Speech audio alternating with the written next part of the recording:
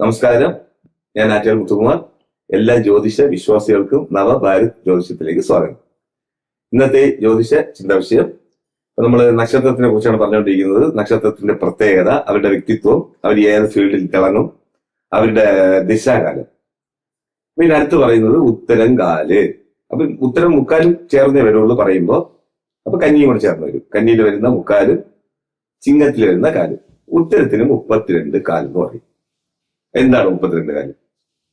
അതായത് ഇപ്പം ജ്യോതിഷത്തിൽ എല്ലാ യോഗം എന്നാണ് പറയുന്നത്. നല്ലതിനും യോഗം, മോശത്തിനും യോഗം. അപ്പൊ 32 കാലം എന്ന് പറഞ്ഞാൽ 32 വയസ്സ് എന്നാണ് ഒരു കണക്ക്. നമ്മളെ സ്വാമി അയ്യപ്പന്റെ ഉത്തരം കാലാണ് ജനനം. ഉത്തരം കാലം നിങ്ങൾ എടുത്തു നോക്കുകയാണെങ്കിൽ ചിങ്ങത്തിൽ വരുന്ന ഉത്തരം കാലിന് ആയുർദോഷം ഉണ്ട്. അത് പക്ഷബലം ഉണ്ടെങ്കിൽ ഇല്ലെങ്കിൽ. അതിപ്പം ചിലവർക്ക് അത് വിഷമം തോന്നരുത്. ആരോഗ്യമാണ് അവർക്ക് പ്രശ്നം. സൂര്യന്റെ കാലാണ് വരുന്നത്. സൂര്യന്റെ ആധിക്യമുള്ള നക്ഷത്രമാണ്. കാലാണ് സഞ്ചരിക്കുന്നത് അതില് ചിങ്ങത്തിൽ. കന്നിക്ക് ആ ദോഷം ഇല്ല. അപ്പൊ ഇവരുടെ വിവാഹമൊക്കെ നടന്നു കഴിഞ്ഞാൽ മാക്സിമം ഒരു 50 വയസ്സിനാണ് ഇവർക്ക്. ഞാൻ കുറെ ഇത് ജാതകം നോക്കിയതിൽ 50 വയസ്സ് 55 വയസ്സിൽ തന്നെ മാക്സിമം ആ ഒരു ദൈർഘ്യം എന്ന് പറയാം. ചിലവര് 32, 36 ഈ ഗ്യാപ്പിൽ. അപ്പൊ അത് ഉത്തരം കാലിന് ഒരു ദോഷം ഇതുകൊണ്ട്. സൂര്യദശയിലാണ് ജനനം. അത് ആൺപെൺ വ്യത്യാസമില്ലാത്ത ഒരു കണക്കാണ്. പിന്നെ ചില കുട്ടികൾ ഉത്തരം കാലിൽ രാഗകാലത്തിൽ ജനിക്കും. രാഗകാലം എന്ന് ഉദ്ദേശിക്കുന്നത് ഓരോ ദിവസവും ഓരോ വ്യത്യസ്തമാണ്. ഇപ്പൊ നമുക്ക് തിങ്കളാഴ്ച എടുക്കുകയാണെങ്കിൽ 7:30, 9. ചൊവ്വാഴ്ച വൈകുന്നേരം 3, 4:30. ബുധനാഴ്ച 12, 1:30 ഉച്ചയ്ക്ക്. വ്യാഴാഴ്ച 1:30, 3 ഉച്ചയ്ക്ക് ശേഷം. വെള്ളിയാണെങ്കിൽ 10:30, 12 രാവിലെ. ശനിയാണെങ്കിൽ 9, 10:30. ഞായറാഴ്ചയാണെങ്കിൽ വൈകുന്നേരം 4:00, 6. അപ്പം ഉത്തരം കാലും വന്ന് രാഗത്തിൽ ജനിക്കുകയാണെങ്കിലും ആയുർദോഷം പറയണം. അതൊന്നും നമുക്ക് എങ്ങനെ പറയാം, ബാലാഷ്ടമല്ല, ആയുർഭംഗമാണ് ഉദ്ദേശിക്കുന്നത്. രാഗകാലത്തില് ഉത്തരം കാലം ജനിക്കാൻ പാടില്ല. അത് ചൊവ്വാഴ്ചയും കൂടെ ആയിക്കഴിഞ്ഞാൽ വളരെ ദോഷമാണ്. പിന്നെ ഇതൊക്കെ തർക്കിക്കാൻ കുറെ ആൾക്കാരുണ്ട്. ഇത് അങ്ങനെയല്ല, എങ്ങനെയാണ് വിശ്വാസം. ഇത് വെറും വിശ്വാസമാണ്. ഇതൊന്നും അങ്ങനെ ഒന്നുമില്ല. ഇത് ജ്യോതിഷന്മാരെ പേടിപ്പിക്കുകയാണ്. ജ്യോതിശാസ്ത്രം നമുക്ക് കുറെയൊക്കെ കൈവിട്ടു പോയി. സത്യമാണ്.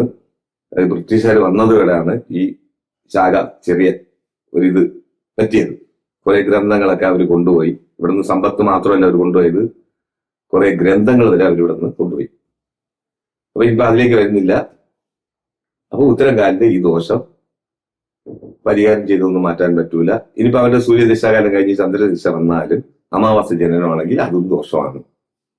പിന്നെ വരുന്ന കുജദശാകാലം, കുജൻ നീചനാവുക. ഇപ്പം ചന്ദ്രനും കുജനും പരിവർത്തനം ഇല്ലെങ്കിൽ, അപ്പൊ പരിവർത്തനം ഉദ്ദേശിക്കുന്നത് നക്ഷത്രം മാറും. അപ്പൊ നമ്മളിപ്പോ പറയുന്നത് നക്ഷത്ര ഉത്തരത്തിനെ കുറിച്ചാണ് പറയുന്നത്. അപ്പൊ പരിവർത്തന യോഗം വരില്ല. പിന്നെ ചില സന്ദർഭങ്ങളിൽ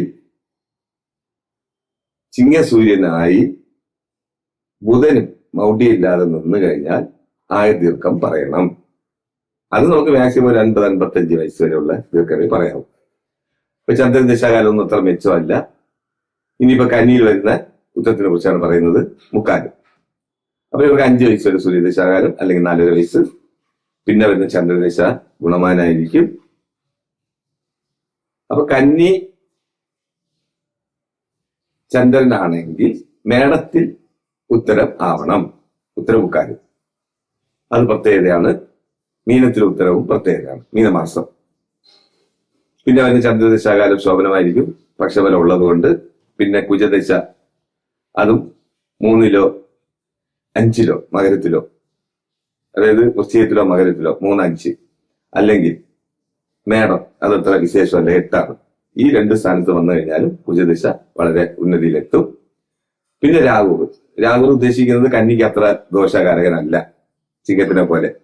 ഇപ്പൊ കന്നിക്ക് ഇപ്പം 3-ൽ ഉച്ചഭാവത്തിൽ വന്നാൽ, രാഹുവിന് ഉച്ചഭാവമുണ്ട് വൃശ്ചികത്തിൽ.